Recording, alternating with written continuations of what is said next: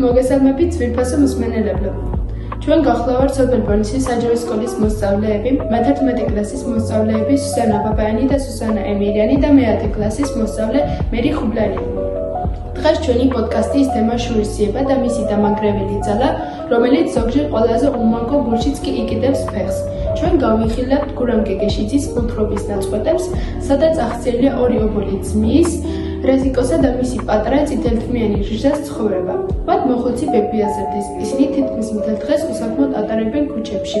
ეს არის ამბავი დაკარგულ ბედნიერებაზე და იმაზე თუ რა ფასი აქვს გამარჯვებას, როდესაც ის სიძულვილითა მოპოვებული. ტექსტში მუქი ფერებითაა დახატული ობლომის სიმძიმე და რეზიკოს რთული ბუნება. რეზიკო უფროსი ძმა მაღალი და ხმელხმელია, ხოლო პატარა ძმა თეთრი, ფურჩულა, ჭორფლიანი სახითაა და წითელი თმით. დათვის ბელივით მიბაჯბაჯებს მის უკან.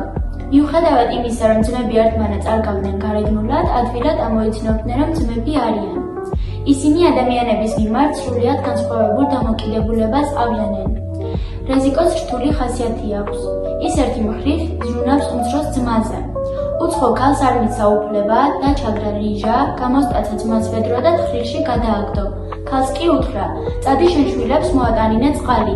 ის კმაყოფილი იყო თავისი საქციელით, რადგან ფიქრობდა, რომ ამოიცნო ქალის ხასიათი. მიხვდა, რომ მისი დედობრივი ტონი სულაც არ იყო გულწრფელი და სინამდვილეში პატარების შრომის ექსპლუატაციას ცდილობდა.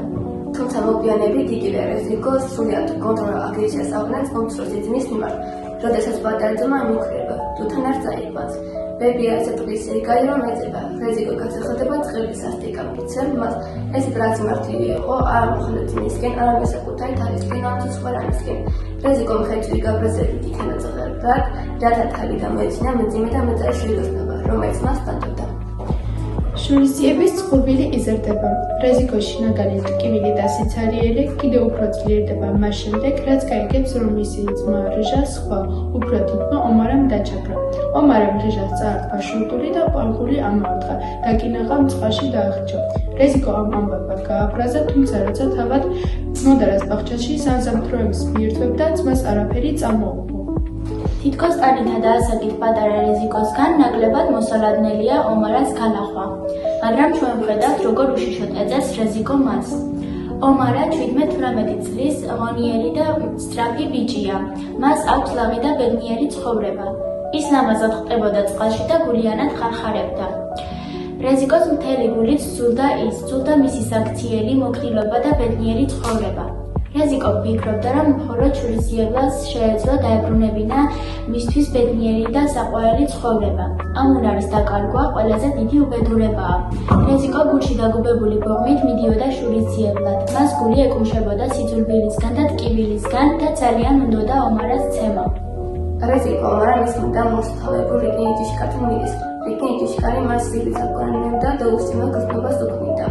ამიტომ ომარას ძები და კიდევ უფრო უნდაფრდებოდა.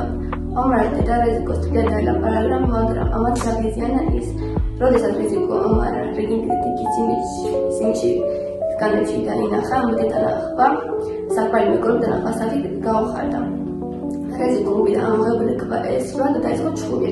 ომარა მიუხედავად იმისა, რომ მაღალი და ღონიერი იყო დაიბნა. გავსრებული რეზიკო თვისი ჩააგდო, მაგრამ რეზიკო არ დარებდა.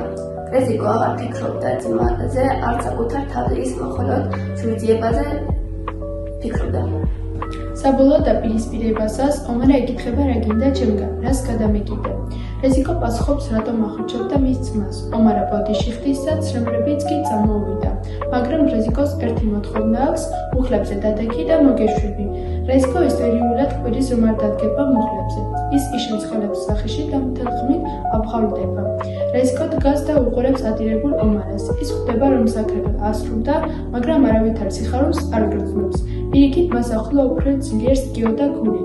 რეზიკო ბრუნდება სახლში. გამარჯვება, რომელიც სიძულვილითა და არა ფიზიკური ძალით მოიპოვა, შვება არ მოუტანა. შურისძიებამ არაფერი შეცვლა. რაც მოხდა, უკვე მომხდარი იყო და მისი შეცვლა არ შეიძლებოდა არც შურისძიებით და არც სინანულით. რეზიკო ჯერ ბავშვია და ზუსტად ვერ ამოცნიერებს ამ ყველაფერს, მაგრამ იცოდა, რომ არსებობს უმიზეზო უსამართლობა, რომელიც სამუდამოდ ტკივილს ტოვებს გულში. ავტორი გვეუბნება, რომ მთავარია სიკეთე, მხოლოდ სიკეთე და სულგრძელობაა ადამიანური და ჭეშმარიტი თვისებები. რეზიკო სახში ბრუნდება სულიერი ტკივილით აღსავსე, ხოლო მისი ირგვლივ ქვეყანა ისევ ისეთი შავი და ბნელი იყო, როგორც უმგეშო სევდა. ზურგელი და როგორც ხედავს რეზიკოს მაგაზე, და გადადახა გადადებული ხიდისა, რომელიც გაიარა, მაგრამ ჩაიგა. ამიტომ უკან ვეღარ დაბრუნდები. ასრემ შეიძლება მიწას მიეღწია, მაგრამ უკან მიმოხედავ ისა დავაჭერ, რომ მე არ ნაპირზე დაჟე შემისული. რომელსაც ისე ტოფილი სტანჯამ და შენ ხარ ვეღარ დაბრუნდებ დროს, რომ ნესტოფილი დავამა. რამე გამასწორა მიხვდები, რომათი დამარცხე, მაგრამ ტოფილი უფრო გაიზარდა. მადლობ მოსმენისთვის.